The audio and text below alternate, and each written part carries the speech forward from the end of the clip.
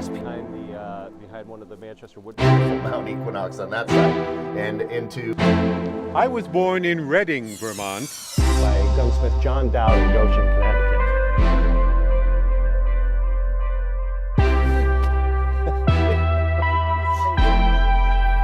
So he died in March. And luckily,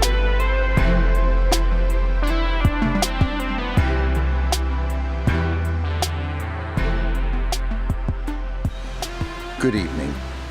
My name is Edward Swift Isham.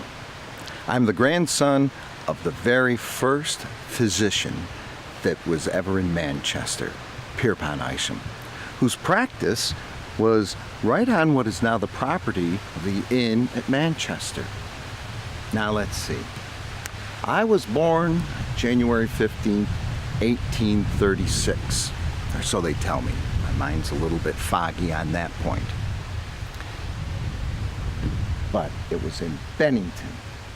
It was about 2.5, maybe 3 hours south of here. If you take a buggy, you could knock a few minutes off if you ride a horse. But if you could get on the railroad, preferably on Bob Lincoln's Pullman car. Bob and I go way back. I'm sure you know him as Robert Todd Lincoln. He and I are great friends.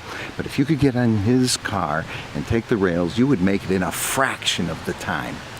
And no horse droppings to deal with. Progress. Well, whether by chance or by design, I've done some traveling. When I was 16, I had to drop out of Burr and Burton for health reasons. I moved to South Carolina to recuperate, and after 2 years, I moved to Groton, Massachusetts, where I went to Lawrence Academy. When I finished that, I applied to, was accepted, and earned my master's degree at Williams College. Got my degree in law at Harvard. Now, being young and somewhat adventurous, to practice my profession, I chose to go to that up-and-coming city of new ideas, Chicago, Illinois. Well, you think they needed a good lawyer there? I got there, and my prominence grew. I ended up running for office. In 1864, I was elected to, and I spent 2 years in the Illinois House of Representatives.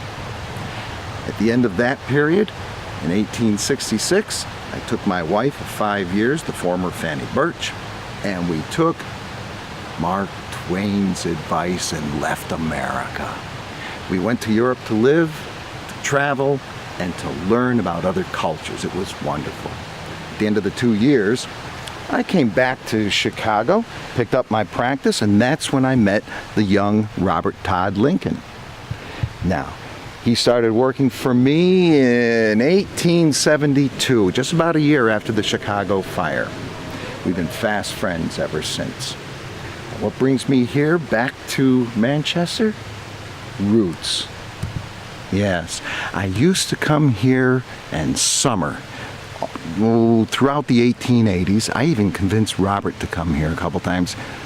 You know, I stayed at the Purdy House, and I liked it so much I bought it, renamed it, called it Ormsby Hill. Still an inn today. Well, anyway, word has it that Robert wants to purchase it. I don't know. When I decided to leave Chicago for good, I decided to come to Manchester for good.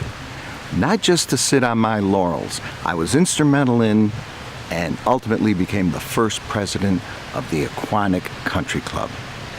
Then I was on the board of trustees for that gem in Manchester, the Mark Skinner Library.